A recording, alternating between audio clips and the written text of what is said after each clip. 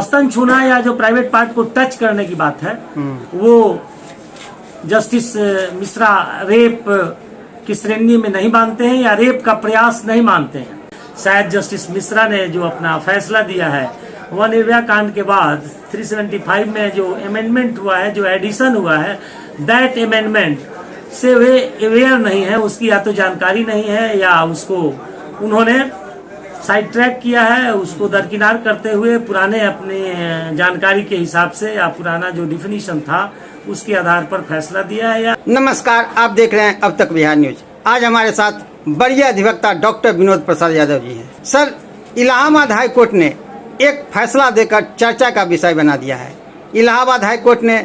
एक बच्ची के साथ रेप केस मामले में सुनवाई करते हुए कहा कि बच्चियों को घसीटना, स्तन छूना, दबाना या उसके साथ पैजामा का ये रस्सी खींचना ये रेप केस नहीं माना जाता है और ये रेप केस का मामला नहीं बनता है। जिस मुद्दे की आपने चर्चा किया, इलाहाबाद हाई कोर्ट के सिंगल बेंच जज ने जो फैसला दिया है जिसकी आपने चर्चा किया, निश्चित रूप से यह एक चर्चित फैसले के रूप में पूरे देश के पैमाने पर देखा जा रहा है। मामला यह है कि एक 14 साल की बच्ची को अपनी मां के साथ जा रही थी और 3-4 लोगों ने, नवयुवकों ने, मनचले लोगों ने उसे ये कह के कि हम इसे पहुंचा देते हैं और मां से हटा के और मोटरसाइकिल पर बैठाया और आगे ले जाके नीचे किसी पुलिया के नीचे उसे ले गए और वहां उसके स्तन को दबाया, उसके प्राइवेट पार्ट के साथ जो भी कर सकते थे उन लोगों ने किया और जो सलवार का डोरी है उसको खींचने का प्रयास किया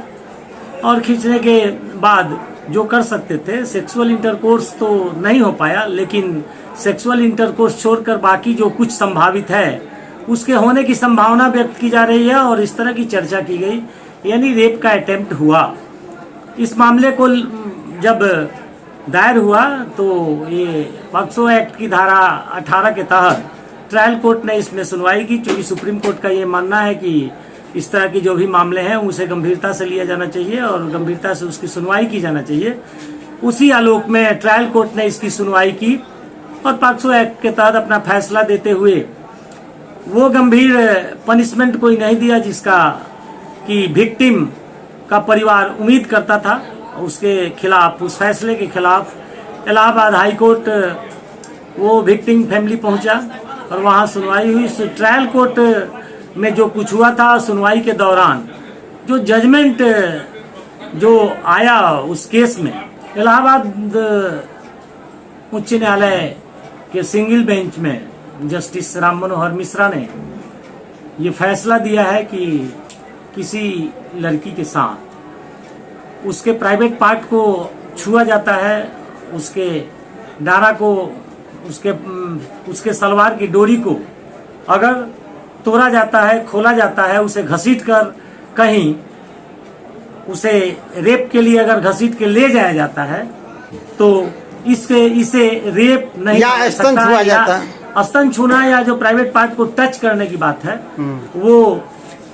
जस्टिस मिश्रा रेप की श्रेणी में नहीं मानते हैं या रेप का प्रयास नहीं मानते हैं। जबकि निर्भया कांड के बाद जो रेप का 376 का जो मामला है, धारा 376 जो कि रेप के लिए पनिशमेंट उसी धारा के तहत तय किया जाता है और धारा 375 में जो डिफिनीशन आया है कि what are the ingredients of that section, उसके क्या क्या इंग्रेडिएंट होंगे, उस इंग्रेडिएंट में यह मेंशन है। निर्भया कांड के बाद जो कानून में सुधार हुआ उसमें आया है कि सिर्फ पेनिट्रेशन से या सेक्सुअल इंटरकोर्स से ही नहीं, बल्कि अगर इस तरह का स्तन छूना, प्राइवेट पार्ट को छूना, डिस्टर्ब करना, इस तरह की जो घटनाएं अगर किसी लड़की के साथ की जा रही हैं तो ये रेप का प्रयास है और इन तमाम चीज़ों को रेप की श्रेणी में लिया जाना चाहिए और उसी के तहत इसको डील किया जाना चाहिए। चूँकि इस तरह की घटना से लड़की या औरत का न सिर्फ मनोवैज्ञानिक प्रभाव पड़ता है बल्कि उसका फिजिकल और सामाजिक रूप से भी वह बहुत प्रभावित होती है। उसका जिंदगी का प्राइवेसी भी इससे डिस्टर्ब होता है, जो कि एक गंभीर मामला है। और इसी के तहत जो जस्टिस मिश्रा का जो फैसला आया है वो चर्चा का विषय है कि इसे रेप नहीं माना जा सकता है, जबकि कानूनन निर्भया कांड के बाद जो अमेंडमेंट हुआ है उसमें जो स्थितियां हैं उसके हिसाब से यह रेप या रेप के प्रयास के रूप में माना जाना चाहिए था, और उसी के रूप में डील करते हुए जिसमें 7 साल, कम से कम 7 साल या ज़्यादा से ज़्यादा आजीवन कारावास के सज़ा की व्यवस्था है उस रूप में होनी चाहिए थी। लेकिन जस्टिस मिश्रा ने इन हरकतों को अटेम्प्ट टू रेप या रेप की श्रेणी में नहीं माना है। यह गंभीर चर्चा का विषय इसलिए भी है कि इस तरह के जजमेंट से जो समाज में मनचले किस्म के लोग हैं, मनचले किस्म के जो लड़के हैं, जो राह चलते लड़कियों के साथ या जो बदसलूकी करने की जो प्रवृत्ति बढ़ी है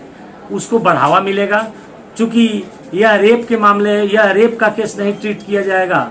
यह सेक्सुअल हैरासमेंट के मामले के तहत जस्टिस मिश्रा ने भी जो इस मामले में जो फैसला दिया है, यह अटेम्प्ट टू रेप या रेप नहीं मानते हुए यह सेक्सुअल हैरासमेंट का मामला, यानी इसको लाइट वे में कन्वर्ट करके जो किया है, तो इस तरह के जजमेंट से आम आवाम में जो आपराधिक किस्म के मनचले युवक हैं उनको समाज में लॉ एंड ऑर्डर डिस्टर्ब करने में, महिलाओं के साथ, लड़कियों के साथ छेड़खानी करने में, गलत कामों के करने की घटनाओं में वृद्धि होगी। इसलिए यह न सिर्फ न्यायालय व्यवस्था में बल्कि आम आवाम के लिए भी ये चिंता का विषय है, और इसे सुप्रीम कोर्ट में जाने के बाद निश्चित रूप से सुप्रीम कोर्ट इस फैसले को निरस्त करेगा। और इस तरह का फैसला समाज में गंदगी फैलाने वाला, समाज को प्रदूषित करने वाला, एक शांतिपूर्ण जीवन और जो भारतीय परंपरा रही है उस परंपरा को तहस नहस करने में इस तरह के जजमेंट की भूमिका हो सकती है। इसलिए इस पर सुप्रीम कोर्ट को निश्चित रूप से सुमोटो, या अगर ये मामला जाता है निश्चित रूप से जाएगा ही, इस पर गंभीरता से विचार करते हुए जल्द से जल्द इसकी सुनवाई करके इस पर निर्णय दिया जाना चाहिए। रेप का डिफिनीशन 375 में, आईपीसी की धारा 375 में रेप का डिफिनीशन है और 376 में पनिशमेंट का प्रोविजन है। तो निर्भया कांड के पहले रेप को डिफाइन करने में ये माना जाता था कि पेनेट्रेशन इज मस्ट, यानी लड़की के भेजाइना या औरत के भेजाइना में लड़के का जो ये सेक्सुअल इंटरकोर्स, बहुत स्पष्ट शब्दों में हम कहें तो आम लोगों के लिए समझने के लिए कि सेक्सुअल इंटरकोर्स होना चाहिए, सेक्सुअल इंटरकोर्स की घटना घटित होनी चाहिए। अगर सेक्सुअल इंटरकोर्स की घटना घटित हुई है तभी उसे रेप माना जाएगा। अगर सेक्सुअल इंटरकोर्स की घटना नहीं हुई है तो बाकी जो तरह के एक्शन थे उन्हें सेक्सुअल हैरेसमेंट के तहत डील किया जाता था। लेकिन निर्भया कांड के बाद जो स्थिति आई और कानून में जो सुधार हुआ उसमें ये 376 में बहुत सारे क्लॉजेज हैं, बहुत सारी स्थितियों में विथ कंसेंट, विदाउट कंसेंट, जो या अपनी तलाकशुदा पत्नी के साथ भी अगर कोई अगर ज़बरदस्ती इंटरकोर्स करता है तो अभी रेप माना जाएगा। इसको कानून में कई तरह से परिभाषित किया गया है कि पुराना जो मामला था, पुराना जो डिफिनीशन था, उस लॉ का जो इंग्रेडिएंट था उसमें इम्पोर्टेंट इंग्रेडिएंट था दैट वाज सेक्सुअल इंटरकोर्स, और उसी के आधार पर रेप मानकर 7 साल, कम से कम 7 साल या आजीवन कारावास तक की सजा की व्यवस्था की जाती थी। लेकिन निर्भया कांड के बाद जो चेंजेज आए हैं कानून में, बीएनएसएस में जो भी परिवर्तन 69 धारा भी जो आया है उसमें भी बहुत तरह की बातें हैं। सिर्फ यही कहना चाहेंगे कि पुराना जो मामला था वह सेक्सुअल इंटरकोर्स की स्थिति को ही रेप के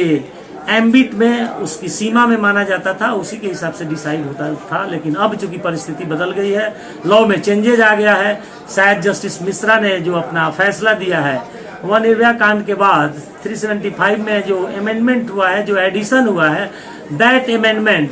से वे अवेयर नहीं है, उसकी या तो जानकारी नहीं है या उसको उन्होंने साइड ट्रैक किया है, उसको दरकिनार करते हुए पुराने अपने जानकारी के हिसाब से या पुराना जो डिफिनीशन था उसके आधार पर फैसला दिया।